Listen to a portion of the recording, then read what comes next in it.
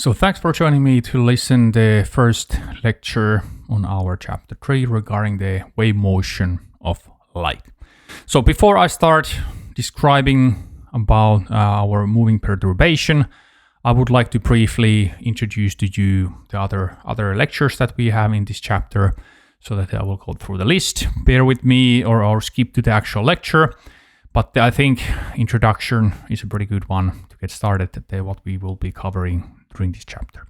So once we have understood everything we want to know about a moving perturbation, what is the functional form of a moving perturbation, what kind of mathematical function could be used to describe a moving disturbance, we go and introduce to you again the wave equation.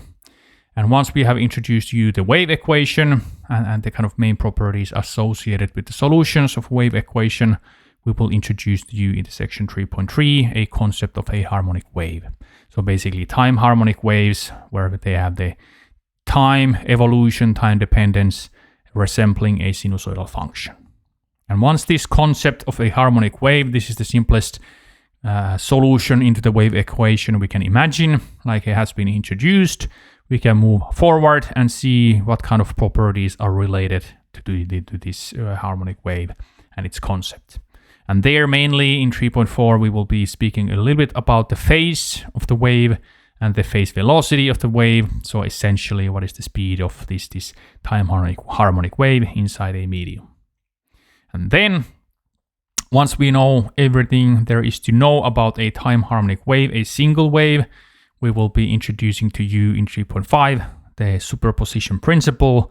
And this really enables us to combine many harmonic waves together, and this allows us mathematical tools to, for example, describe something more arbitrary.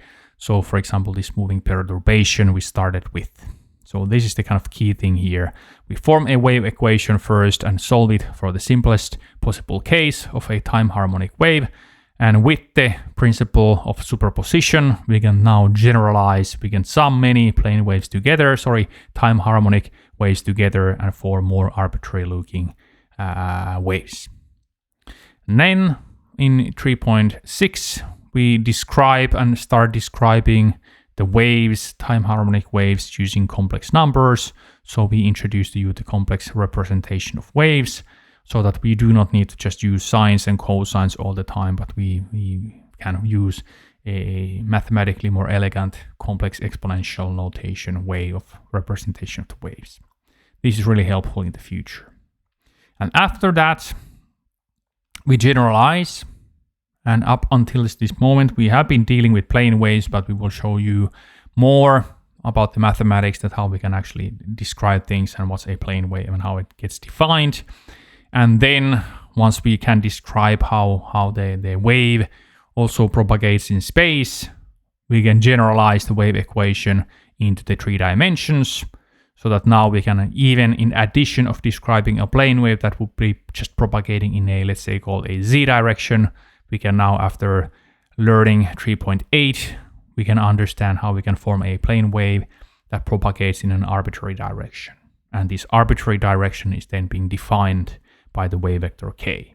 So in this point here, our scalar valued wave vector k turns into a really vector valued quantity, also like known as the wave vector. And this wave vector tells us into which direction the plane wave is propagating. And then once we have done that generalization, so that we have a description for a plane wave that can propagate in an arbitrary direction, we will generalize and introduce to you also other kinds of waveforms that exist there in addition to the plane waves. So mainly the spherical and cylindrical waves will be introduced to you, and we will be speaking some cases in which it would be easier or it would make more sense to describe the physics, what happens using spherical or cylindrical waves rather than a bunch of plane waves. But of course, both descriptions can be used. So if we have a spherical wave, we can always describe it also using a sum of plane waves, but the mathematics is not as simple anymore. So such descriptions exist, but sometimes it's way easier to just describe things using one or few spherical waves rather than in a series of plane waves. And then towards the end of our chapter in 3.10, we will introduce to you a concept of a vector wave. So up until this moment, we have used a scalar valued field amplitude, so that the A multiplying the phase term sign of something, then this A scalar valued term turns into a vector valued quantity. And physically, what this means is that now we have a mathematical way of describing the polarization of light. And more on that of this later. And then in the final two lectures, I will be showing you a little bit about the mathematical framework of vector calculus. And this really helps when we move to our chapter 4, where we are speaking about Maxwell's equations and really the electromagnetic formulation of propagation of light. And then this final section here, 3.12, we will be showing you a electrostatic approximation. What is that? And the main thing here is that I want to show to you that there's also a kind of a potential formulation of electromagnetic radiation or electromagnetic fields, so that instead of using the fields E and B, there's also scalar potential and vector potential. That in a way it's entirely equivalent way of describing things. And sometimes it's way easier to describe things using the potential formulation, but sometimes it's way easier to describe it using else ways. But in any case, we will be using this also to showcase how we can deal with the vector calculation operations that we will be needing in our next chapter on Maxwell's equations. But now I'm done with the introduction of the chapter 3, and I will start with my one slide lecture on the moving perturbation. So let's start by considering how a function f, when it's only depending on a single variable z, how this depends on the position coordinate, so our single variable z. So in figure A, that describes our envelope of a perturbation. So the function f basically tells us or gives us a description of some kind of perturbation. And now we want to ask that what kind of mathematical form we should have in that function f, so that we would be able to use it to describe a moving perturbation. And how we can do that is that we can change the argument of our function. So we can change the z to be z prime. So in a sense, we can be making a change to variable of z into a z prime, and z prime equals to z minus z naught. And in this way, what we see is that this function f now essentially shifts without changing its form or shape.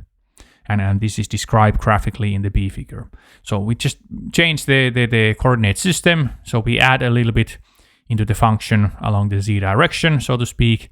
And we see that we actually start having the perturbation, the f, to be starting to move along the direction of z. And how do we do that? Is that essentially we just change, we define a given functional form for the function, so that it should depend on kind of variable z in somehow like this. And then when you change the z naught, then we start seeing that we start having a moving perturbation. And if you want to move along the positive z direction, and if you want to have the perturbation to move at a specific velocity v, then we can insert the z naught to be exactly v times t, where t is the time evolution and v is a positive quantity. Now we can ensure that this perturbation and the function is actually propagating in the positive direction, and we have actually defined what is the velocity. And what this means is that the actual form, how the function looks like, is really arbitrary. It can look quite complicated also, or something simple. And it propagates at the velocity of v, and it propagates along the z direction. so that this is really in essence a wave, so that we have now found a functional form of describing a wave. And here usually we use a psi to denote a wave, and now we have actually added a variable into our function.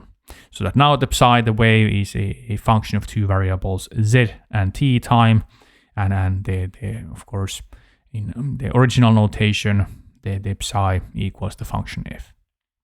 And we have just shown to you that the kind of argument should be of this form to ensure that we have a wave that propagates at the defined velocity v and into the positive z direction. So this may look obscure to you, but we will quickly move forward, and kind of in the next lecture we will show you the wave equation. But basically it is this functional form that we will be using. And the key thing here is that we want to see that how we can make this kind of moving perturbation to propagate in the z direction. And this is where we start. So we stop here, and please join me on the next lecture when we will be actually looking into the wave equation. We will be solving it, and we will be showing to you that the functional form will be quite similar to this. It is exactly this. So thank you and bye-bye.